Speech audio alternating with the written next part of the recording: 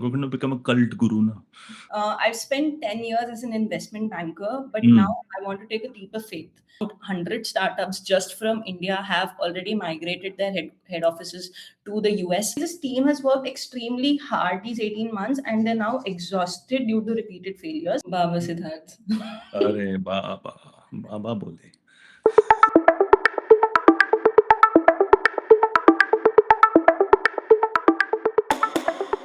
Janavi, you have heard about the monk who sold his Ferrari, no? That Yeah. book by Robin Sharma. So Yeah. there's literally a monk called Samit Asne, okay, who gave up his finance bro career and Right. then joined and then became a monk. And he started something called the Bhakti Center. All Oh, right. I've heard about that. Yeah. Yeah, and he started something called the Bhakti Center. And by the way, he was becoming a monk while he was a finance bro. And so that's a really interesting piece of trivia I got you. But closer to home, because we are both in the creative field, there's a guy called Stephen Manolis, by the way, Okay. who was a major Wall Street player. Okay, and he was part of some big time Salomon Brothers or something like that. Oh, And he was, and he no no he was known to really be creative in the banking process. Okay. And what he did was that he completely shifted over to becoming an artist. And he said, and he used all of his creative banking process, converted that into something which was around how to extract creativity. So he used mm. to call all of his exploration areas mines from a mountain and stuff like that. Became a really famous artist, okay, who and learned under some Wolfgang, something I don't forget his name, and now is a renowned artist. So I have got two instances of this shift from Yeah, being a I guess finance. it's something to do with being high intelligence that makes you a polymath, right? People who are good in one thing are generally good at the other thing, and it's a very good kind of a pattern recognition sort of thing happening. I think I have the opposite problem with all these intelligent people, because have you heard of the number of doctors who think that they can play the stock exchange? No, seriously. Either you have a problem with doctors or you have a problem with Wall Street. Well, I have a problem definitely with my father, who's a doctor. That's just kidding. I love him, but eventually, I don't think he can play the stock exchange. I have heard so many, conversations in hospitals, because my father's a surgeon, so I've visited him. These guys are literally talking about the stock exchange as if like they're these major Harshad Mehtas of the stock exchange, and they're just like going on and on. But the I, I fact think that I think the doctors just have money. That's why they can do So it. that is my point. If you're a finance bro, you also have a lot of money. Now, this fellow, Manolis fellow, I don't know how good his art is. Maybe we can put up some photos of his art Yeah. somewhere. But the fact is that he does abstract art and all of that. But I'm sure that he could manage his leverage, Hmm. right? I'm sure he could manage his leverage. So I just thought that this might be a really interesting piece of trivia for our first question. What's our Yeah, first question? yeah. Let's take that managing. Sorry, what did you Yeah. say? Managing your No. leverage. Yes, let's take that managing your leverage as an answer to this question. So I have made the card, by the way. Go So for it. getting into the whose line is it anyway kind of My a God. sport now, right? So one of our viewers for the Fable Lab channel, she's asked. I've spent 10 years as an investment banker, but now Hmm. I want to take a leap of faith and Yeah. pursue my passion of being a creator. Right. So Hmm. she's asking if she'll be throwing her career away or is this just a sunk cost fallacy talking? And she also wants to know how can she rebrand herself without looking lost or like she's having a midlife crisis. Acha. You want the short answer or the long answer? Let's leave that to the viewers, I guess. I mean, for the short answer, I would go like, "How much money you got, lady?" So so if you got a lot of money, I think that's a worthwhile thing. No, but honestly speaking, finance bros have. I'm sorry, I'm calling this lady a bro, but finance people. I'll be polite. Finance people have a tremendous leverage. Not only do they have money, but they also have a network, and they're connected to the whole world of art, and in a very weirdly influential way, Hmm. because you can be a patron of the arts. You can actually be connected to famous painters. You might be buying art as investment. You might have access to the world's best painters who can be your coaches. It Hmm. really depends upon the kind of money that you have, right? Now, this might be a mid-aged crisis for a person, and if it is a middle-aged crisis for a person, then it's quite likely that they have money. So I'm just looking at it positively. So if I'm looking at it positively, I would suggest, just start your creative pursuit for de-stressing yourself to start with. Yeah. You But agree? how, so the problem with the like very fast kind of careers like finance or any management field or stuff is they suck up most of your time, and by the time you get back home you hardly have any energy left. Even you're working even on the weekends, right? It's an 80-hour work week on an average. So somebody who wants to get into as a creator now, for instance, I left my job to start this start Fable Lab with you, right? Yes. It was time taking, and I barely had any energy left. Plus, it was kind of sucking my soul, and I could not be creative when I got back home. Even during the weekends, it was mostly a de-stress kind of a weekend. Yeah. And I realized that if I hadn't left my job, perhaps I wouldn't have been able to, give the kind of creativity or give the kind of pivoting that we keep on doing for Fable Lab or even our YouTube channel and all of that stuff. So, what's your advice for people in such high stress jobs? No, I think therefore I was looking at art just as a means of de-stressing. So the fact is that if you're stressed out and if you've got a hobby, which is basically art. Now we don't even know what art this lady's talking. Is she Yeah, creating Instagram reels, or is she yeah. actually doing She's just painting? mentioned she wants to become a creator. So that could be like a finance creator. It could be any beauty creator or actually an Yeah. artist or something like that. Yeah. So I think that if you're being creator, then you have to put in the hard yards. Like, for example, I'm a full-fledged professor. I'm a consultant with Fable Lab, but I'm also creating content on Instagram and TikTok and stuff like that. And that requires some time, and it requires effort, and it requires energy. And Yeah, more than time, and it requires mind space. And you have to find a way in which you can do that with mind space. So, for example, last year I created about 100 plus videos just to be sure that I reach at a place wherein I've got about 38,000 followers on Instagram, and that is because I found product market fit. I wouldn't have got that. I yeah, wouldn't have got that if I hadn't put in the hard yards. So I don't think that you will be creating more stress for yourself. You have to accept that yeah, for a short while. If you're a creator, now if you're a painter or something, on the other hand, then you can do it at your own leisure. If you're in the pure arts or something like that, or a different kind of thing. But everything which you're taking seriously requires effort, requires energy, requires time, and there's no getting away from it. So yeah, you have to be genuinely that motivated. I've heard so many people who have these midlife crises and come to me saying that I want to do a startup. They never come back to me after they hear how hard it is and how unfulfilling it can be at times. yeah, So yeah. I would definitely put this as a cautionary tale. Yeah.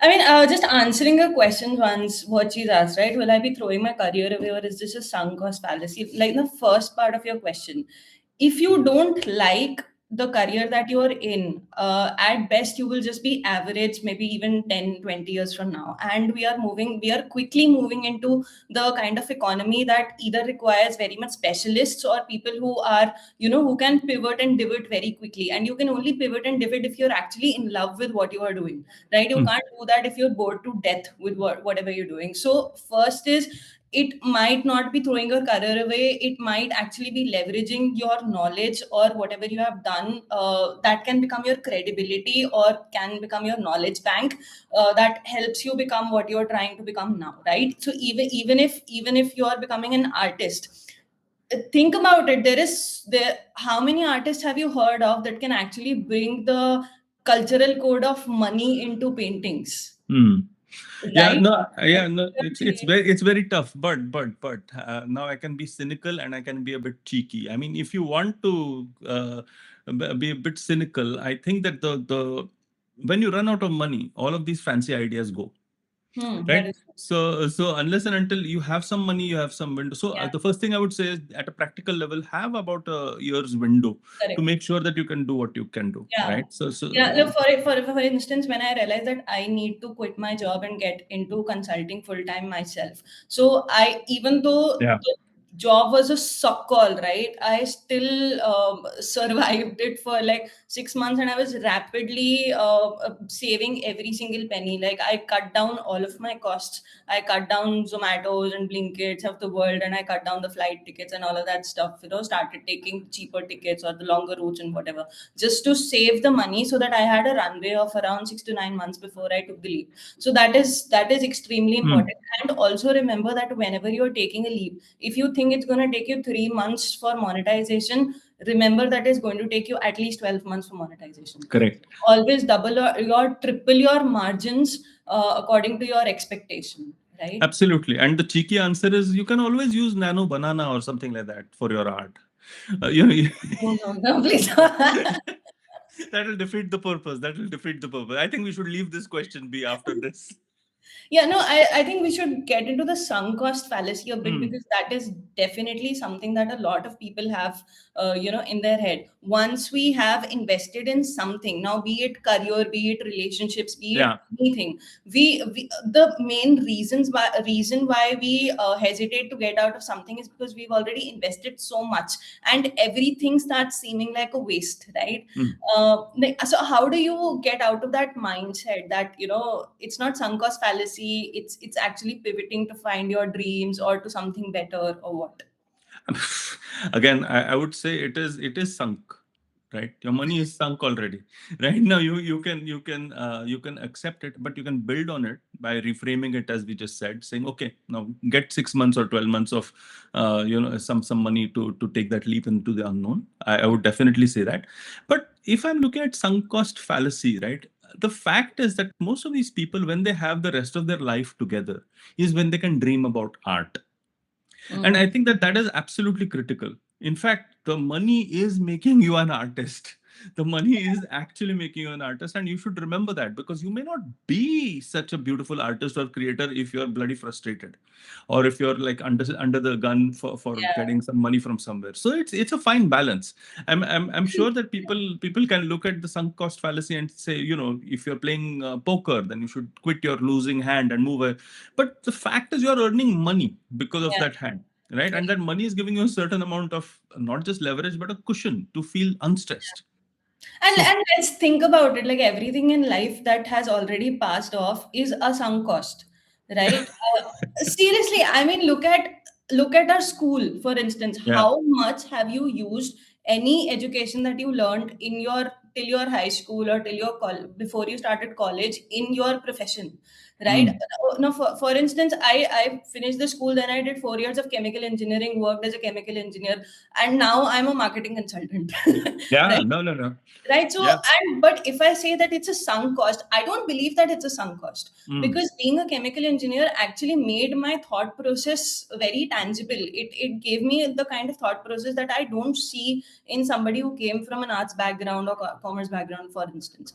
I Right. think, yeah, no, I think that you have the ability to connect the dots. Yeah. And I think that most people forget that you can connect the dots. Yeah. And as the famous Steve Jobs quote goes, figure it out, because in hindsight, you'll be able to understand why you did what you did. I mean, Steve Jobs did a calligraphy course. Yeah. That was a big sunk cost. But if he hadn't done that calligraphy course, Apple, I mean, would have been another Microsoft. Janvi, but the only question we need to ask ourselves is how many people took calligraphy but did not become Steve Jobs, right? That depends. That depends on how you leverage what you learned Yeah. and stop it from becoming a sunk cost. And also, if you're not very talented, you will go down the drain. So, okay. All right. Stop. Okay. I'm in a good mood. I'm in a good mood. Have you ever heard of a caterpillar soup? Have you ever had a caterpillar soup? I just had my lunch. Don't make me throw up. Okay. So the idea is that when the caterpillar enters the chrysalis, it releases the enzymes that digest its own body. So Hmm. this is called a protein soup, basically. Oh. Right now, in this protein soup, there are a group of cells which are called imaginal discs. And these discs use the caterpillar's protein soup as a fuel, and hereby becomes the butterfly. So I think this is a very good takeaway that before something becomes really beautiful, it has to get really, really messy. Hmm. Wow. Wow. Was that Okay. profound? My God, that's too profound for me, Janavi. I think that but I do remember Michael Levin talking about the caterpillar soup. You know what the really interesting thing about the caterpillar soup is? That Yeah. the butterfly actually still retains the caterpillar's memories. Oh, does But it? yeah, and the funny thing is that it doesn't just retain it, but it knows how to functionally use it in a different context. Otherwise, how will it remember what to do, right? You become a soup. Okay, Yeah. the caterpillar is eating leaves. The butterfly is literally, sucking nectar. So how does it know how to eat? It's got a different organ. Everything is different. So how does it know how to consume food? So the Hmm. memory of actually eating food and sustaining yourself, where is that coming from? Right? Yeah. So the funny thing is that apparently you retain your memories in the soup, and then what he did was that he actually understood that this is quite possible for what he's created as xenobots. And Okay. what he's done with xenobots is that he's literally split some animals into two, and he's grown eyes out of tadpoles tails by making sure that he isolates certain cells and puts them in some crazy lab of his. But it's Hmm. such an amazing way to actually understand. Yeah, you're right, things need to be messy before they become Yeah, sorted it's out. it's it's like we always think that there is a brain that is controlling the entire body, but we forget that each cell has a mitochondria that is a brain in itself, right? Mm, So each cell or whatever you go through your body, the process that your body goes through, the whatever evolution happens, your body actually retains that. Now you mm, can see that in humans also, right? We generally forget our memories from before 2 years or 3 years of age, but mm. whatever has happened to us then or whatever we have learned, that is actually the foundation of what makes us even when we are 70, 80 years of age, right? So the body retains that mechanism somewhere and it comes out, especially during the fight or flight times, right? Yeah, yeah. So Yeah. why are we having this Yeah. biology lesson? What is happening? because a person is going through something really messy, and I thought it will be a good example where he can eat the caterpillar soup and completely mess his appetite and learn learn I how see. mess can become beautiful. Please So just continue. yeah, getting the question, and this is on a pink paper, which is a very messy thing.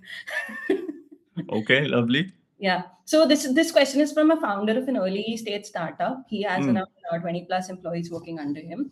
So he says that they've spent the last 18 months working on a project. The initial sales were good, but since the last year, their revenue has more or less plateaued, despite a lot of sales and marketing efforts. And if the employees and the entire team has sort of lost the steam, right? mm, So the founder, he believes that the initial sales were probably due to novelty, and now the mm. only way to grow is by pivoting to another direction.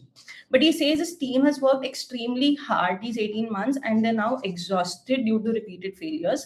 And now, if he tells them that, we are going to scrub everything and go to an entirely different direction, that again might not work, then they'll either start quitting or completely lose faith in him. I think Elon, if you ask Elon Musk this, right? Okay, he'll have a very different Yeah. statement. He'll say, "Of course, you can either work with me or you can go home." So the fact is that he kind of fired about half of the employees from Twitter, and he Hmm. actually transported beds into Twitter, right? And before calling it X, and he said that, listen, if you want to pretend work this whole work from home, he scrapped. He said, if you want to pretend to work, you can pretend to work in some other company, you don't work here. Yeah. So and but the thing is that he apparently also slept on a couch on X or Twitter when he said, we got to turn this thing around, and till the time that we turn this thing around, I'm going to sleep here on this couch. Now, there are a lot of people, a lot of employees who have complained about this, right? Because apparently Musk bought mattresses and giant TV monitors, and made all of them just like chill out in the hotel room. In fact, he gave them an ultimatum saying, "Will you work 24/7? And if just click on yes, otherwise consider yourself terminated with 3 months, notice or some shit like that." Of Yeah. course, that created a stink in San Francisco, and there was some inquiry brought up with him and stuff. But I want to focus on the essential thing here. I think the founder has to show by example. The storytelling cannot happen through words, Yeah. because no matter what words you're going to actually give to your employees in that situation, if they don't see you suffer, Yeah. they are not going to actually suffer as much as you. Right? They are going to say, "Who the hell cares, man? Well, I've put in my blood, sweat, and tears, and this is going down the drain, and clearly, this is not worth it."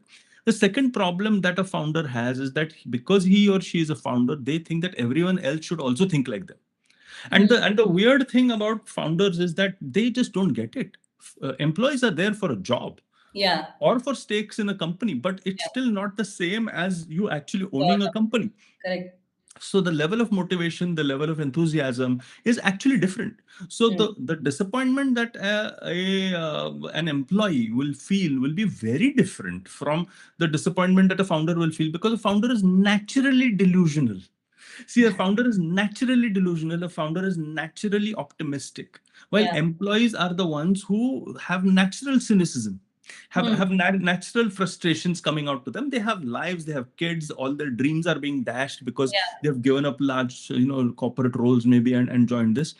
And now, if you're asking them to pivot, it is certainly something that is going to take a lot out of them. So these are Yeah. two things that I'll tell the founder: be very careful about your behavior. Your behavior is your story. Yeah. It will speak more than anything else. And the second thing is, do not expect the same value system that your story has with everybody else. Yeah. And Yeah. yeah, I Like mean, your so your drive will probably be the initial step that the employee has to see by the after which only they'll start adapting to or imbibing that drive within themselves. Once they see you suffer, once they see you working 24 hours a day on that pivot, so it'll take them at least 1 to 2 months to realize that they need to do the same. So you need to be very much prepared for that runway where you will be the only driven person in the company, and everybody else will probably either be looking for different jobs or be bitching about you during their chai break. Right? That's yeah. gonna happen. Secondly, I also think it's not just about telling them about the pivot. You actually have to co-create the pivot with them. See, the problem Mm, the employees is they definitely don't own the company. They don't have stake in the company. They yeah. only take as their salary, right? So the problem is they don't feel invested in the company. But the moment you start co-creating something, the other stakeholders are also invested in whatever you are doing. So Mm. the more they feel invested in the vision, the more they feel invested in the new direction, the easier it will be for them to start working as if they do own that product or the new project. So But what I think, Janavi, is yeah, that you cannot pivot and then give stakes. And I'll tell you why. Because those people will think it's a survival move, right? So the feeling that they'll get is, now he's thinking about this. Okay, now he's giving us stake. So the stake giving has to happen even at an earlier stage, when you're still going for it, when everybody's optimistic, when there is no pivot and all of that. yeah, So then if you're invested, and then the founder says, listen, you're pivoting, I have a stake. And there we go to your earlier question about sunk cost fallacy. This is where yeah, it can work for the founder, yeah, right? This is where it can work for the founder. And even if it's a fallacy, it will have a certain amount of momentum to it, because people will think, okay, I have put in hard work, therefore I have a stake. And that's a very good story to have. If the founder is going to give stake as soon as he starts tanking, it's just him selling a dream which has become a nightmare. yeah, that is true. And one more thing, I mean, generally what I've seen is every company has to pivot, Mm, every department has to pivot, and the default go-to for any boss is start blaming the marketing department, start blaming the sales department, start blaming the product department. You didn't do this, you didn't do that, right? But like literally, the easiest solution would be get everybody together, have a town hall. I mean, it's just 21 people, right, in a company. mm, So just mm, get everybody together, try to figure out what actually the problem is. Then the founder actually tells you, okay, this is what I have found. This is the hypothesis. Get a bloody whiteboard out there. Become the numbers guy. Make them see like this is my hypothesis. What mm, is your conclusion to it, right? So mm. and make them a part of that transitioning phase, make them a part of that pivoting move, like get the idea from them. This is actually what women generally do in a relationship. They make the man think that he's the one who actually came up with the idea. That she No, no, no, no, no. It does not work. When a couple goes into relationship therapy, the man starts shitting bricks because he knows this relationship is getting over. I'm telling you. I'm just saying here. Look, I think that town halls serve a purpose, but I'm currently, seeing the placement season play out in a lot of institutes, right? yeah And this is the typical placement season crap that is going on, right? Everyone who is placed is now creating morchas for those people who are unplaced. yeah And so, therefore, there are more and more town halls that are happening in order to demand, answers from the placement head or the management about what is going on and why are things worse and is this institute shutting down and all of that shit. yeah That's what happens. Now, the thing is that these town halls can go completely awry. Okay, yeah and especially will happen if the founder is not a good or natural born storyteller, mm, right? So if the founder is somebody who's more like a somebody who's like operationally strong, so you need to build your narrative really well. You yeah need to you need to structure it in such a way that your storytelling happens really in a compelling and motivational way, yeah rather than just doing things like ticking in the box. Oh, we had a town hall. It's not going to work. Absolutely. And the key here is demand solutions as opposed to problem solving. Right? The Mm, narrative has to be about problem solving. Okay, we have hit a roadblock. Now, what do we do? yeah. Right? We can either be the pigeon who just closes his eyes to the oncoming cat, or we can be the ant who moves around the obstacle and continues their path. So it has to be about problem solving together rather than just the founder demanding the solutions from people, or blame gaming or whatever. It cannot be a regular town hall. Completely agreed. It cannot be an announcement sort of a thing. It has to be a brainstorming meeting, like you just sitting and figuring out how to stop your life from becoming completely screwed up. Yeah, so, Janavi, you started with caterpillar as a soup, and then pigeon as food. I'm not going to have dinner. So have you heard about the Medici family? Who? So in the 15th century, this is the Renaissance era. Every Medici. Medici family, yeah. Uh, Every what do you, the intellectual or the enlightened people or the painters across the world, they migrated to Florence. mm, Right, the main reason was the Medici Bank. This was a huge, powerful family of the 15th century Europe, Italian family that had created Europe's biggest bank called the Medici Bank, and it was in a way sponsoring the entire Renaissance movement.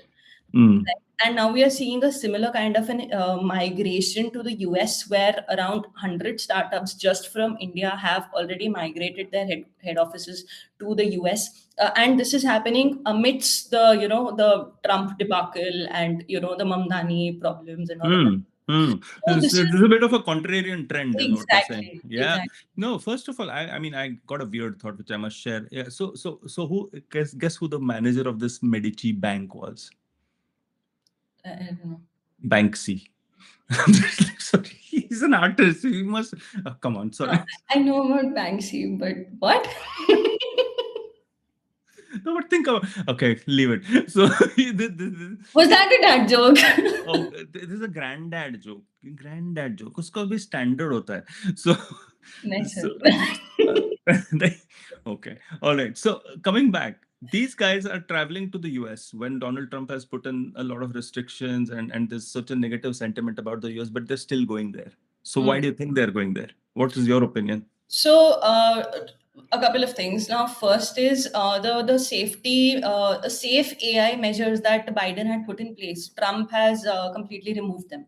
He Mm, removed them the day he came to office, yeah. right? So that has helped all the AI companies, especially the bigger companies, not think about the preserving AI or the safe AI, etc., and just play and experiment with everything. So the regulations for AI per se are not there. Secondly, the biggest thing, the investment capital is all in US.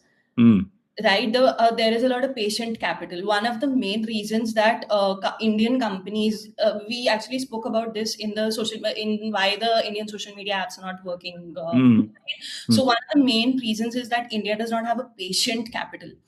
Despite a very bullish view about the Indian market, there is, investors are not putting in the patient capital that will give companies a leeway of like 10 to 15 years to just keep on developing, which is something that is absolutely required for something as new and evolving as AI. I'll tell And you something. So let me just add to it. Sorry to interrupt yeah, you. Uh, so if I look at the way in which AI has evolved, it yeah, started off as a feature. So feature was what?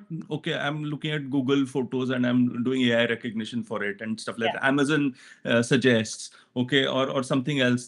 So then it moved to whole like product. So yeah, when I look at AI as a product, then your ChatGPT and Mid Journey and all came. yeah, Now it is going to AI again back as feature, but that feature is across the whole company, right? So if I look at the evolutionary trend of AI, right? So if I look at, so like for example, Notion becoming completely AI powered, or hmm, if I look at the AI powered 24/7 customer service, so hmm, now it is impacting complete businesses. yeah, If I look at India as an economy, and especially what is the VC sentiment or the mentality of investors for the India economy, you will see that we are all very, into the so-called practical nature of things. So we will yeah, always look at either feature or we will look at entire companies being AI driven. yeah, So all what you're hearing of when you say an AI company has gone to the US, it is about these people who are creating tech products or agents. yeah, So they're in the middle thing, which are who are going to the US, and that is where you need patient capital. hmm, So the kind of, so I don't think that there's a mass exodus towards the US. I think it's a very selective thing, and it is about those people or those companies that require that product focus. and more than that, obviously the entire ecosystem of artificial intelligence has come from the US market, Mm. right? Not just through OpenAI, Yeah. etc., but AI was something that the NSA and CIA had already been using since a very long time. Like Yes. Fallacy is the one face company, but there is Yes. a lot of ecosystem that was already in place before Yes. AI came into the front, right? Now the companies that have moved to the US, you're very right. Like the companies, some of them are Beethoven AI, Meetstream AI, Compose AI, right? So they are very much feature, or they are a particular product focus that Exactly. really need to leech from that existing ecosystem. Now the companies that are staying in India, they are either the semiconductor chip manufacturers, they are Correct. part manufacturers, there are LLMs being trained on Sanskrit Yeah. as a Yeah. vernacular, right? Yeah. So these are conceptualized companies that will grow from making India as its roots. But Yeah. the product companies, they always need some ecosystem to to leech from, Thrive. To to thrive. thrive Yeah. from, to get the food Yeah. from. And So and that's yeah, what is surprising is that they're not going to Europe. Okay, and they're still going to the US. So it's not about them leaving India. I would yeah, expect them to leave India in any case. But I'm thinking, why are they not going to Europe? And why are they going to the US in spite of Donald Trump doing this? So the network over there, or the Silicon Valley thing, the whole ecosystem over there is still so strong that people are going there. And yeah. and there is no competing system like that in Europe. Yeah, Uh, but the amazing part is that the US based companies like Meta and OpenAI, etc., they are actually expanding to India, not just because I mean the government has given a very big push to the AI mission, right? The yeah, semiconductor mission. Today in the budget only, right? There is a huge segment of the budget just allocated towards the AI mission. yeah, Look at even the cloud companies being having a tax holiday till 2047 and all of that, right? So that is a huge push. And any company who wants to create conceptualized LLMs, conceptualized AI companies, India is the base for them. That is one of the reasons that Meta and all of these companies are coming to India. That is the first reason. The biggest reason is that there is no other country apart from China, perhaps, that can give the kind of data that these LLMs actually require. India is a cornucopia of every kind of culture and human being and thought process that you can possibly think of, I right? think, yeah, I think the way in which you can think about it is what are the investor pressures that are happening Hmm. to each founder, right? Who they might say, hey, look, you got a great idea, but in order for you to execute it, you have to be here. I mean, Yeah, when I was setting up a company, I will not name the founder or I'll not name the investor. yeah. They said, listen, you got to. I was Pune based at that point in time, so it's a very micro example. They Hmm. said, listen, you got to run this. You got to be in Mumbai, Hmm. right?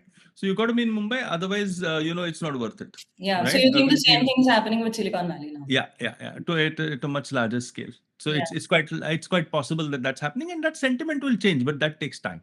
That Yeah. takes time. You cannot change those sort of things. So if I'm, if I'm somebody who's like an entrepreneur in the product space for Yeah. AI, I will definitely go make a beeline to the US or wherever my investor is telling me to go. Yeah. Yeah, no, you're right. I mean, it is a difference between, say, no, for example, a flying tree and a banyan tree, right? If you actually want very very deep roots, if you Mm. see your company for the growing, starting to grow 10 years from now and becoming a generational or a legacy company in the space of AI, then perhaps India is the place to be because of very stable. I mean, today's budget was actually a stable budget, right? Mm. It was a stability focused budget, and since the last, I don't think we've seen this kind of a budget in the last 70 years. It was less growth focused and much more telling that India has become a stable economy now, right? And in the coming years, with all the geopolitical issues going on, India will actually be at the center of everything, and perhaps India is going to see the kind of growth that US saw after the World War II, right? Yeah. So perhaps if you want to actually build your roots, then India is the place to be. It is like either do you want to be a part of Florence's Renaissance movement, or do you want to be a part of the Nalanda University, right? So you have to see which direction your startup is going to, and then decide whether you want to go to the US and build your company and build the Yeah. capital, or if you want to stay in India to build your roots. Yeah, absolutely. I think this is the good way to stop this particular news item and tell people to be on their way and do their thing.